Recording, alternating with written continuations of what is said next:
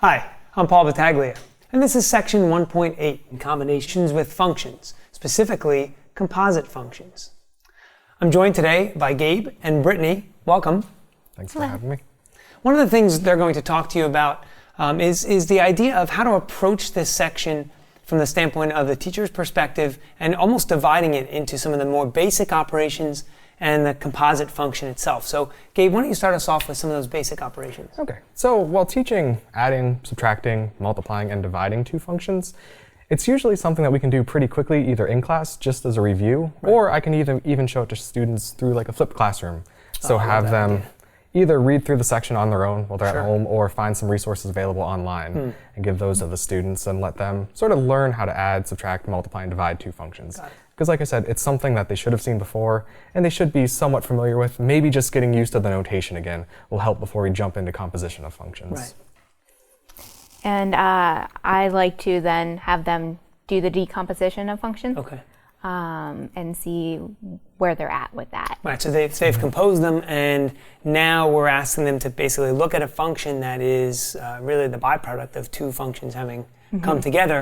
And so what we're going to ask them to do then is we're going to ask them to split that function into two.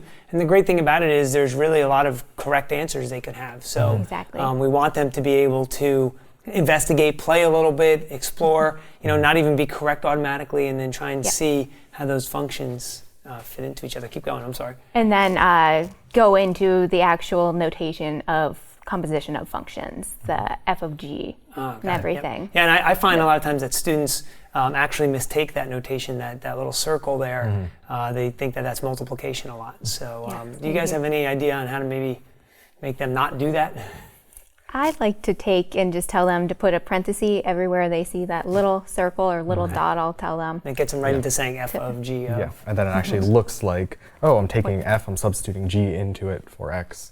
Right. And I think that really helps the students see what's going on. And we see the decomposition of functions we actually will see down the road when we look at calculus. So students are always asking, two questions. When are we ever going to use this, and do I need to know this again, right? So, Brittany, you've just pointed out that we will see decomposition of functions again. And Gabe, I know you wanted to talk a little bit about that as well, right? Yeah, decomposition of functions is something that's going to happen quite frequently in calculus. So we're going to see it when we're doing the chain rule, teaching the derivative. We're going to see it when we're doing u substitution, when we're integrating, and we'll see it plenty of other times throughout calculus. Even composition of functions comes up in calculus when computing derivatives, for instance. Right. And I think one of the other things is, we answered that question now of that enduring, we're going to see it again, but when will we ever use this? This is a great section because you get to point out to students that they usually are experiencing composition of functions and they don't even realize it. So I know we've talked about the idea of, let's say a student goes into a store and there's 25% off an item, and they also have a $50 gift card. So talk a little bit about the order of the composition and things like that. So that's something that's big about composition of functions, is that order does matter. Right. So f of g of x usually isn't the same thing as g of f of x. And taking it back to that example, if we're going into a store and we have a 25% off coupon and a $50 gift card, it matters which order those get applied in. So if you apply the gift card first and then you take off 25%, that might be different than taking 25% off and then applying the gift card. Right. Along with that then, right, maybe the last thing to talk about when you compose functions is their domain, right? So Brittany, tell us a little bit about how we're going to get students to understand the idea of the domain when we take now two functions and combine them into one.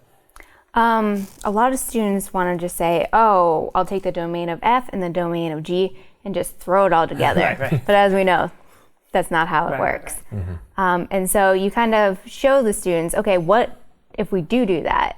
What will happen? Right. And show them, let's plug in some of these values that you already have, made up that will not work, and show them, well, what do we do next? And kind of have them think about it. Yeah, absolutely. I think these, again, great tips, and I think it can't be lost in here when we're talking in this section about, there is a lot of math going on here. However, if we have the opportunity to connect some prior concepts to some future concepts and some real world applications, you don't really get a better section than that.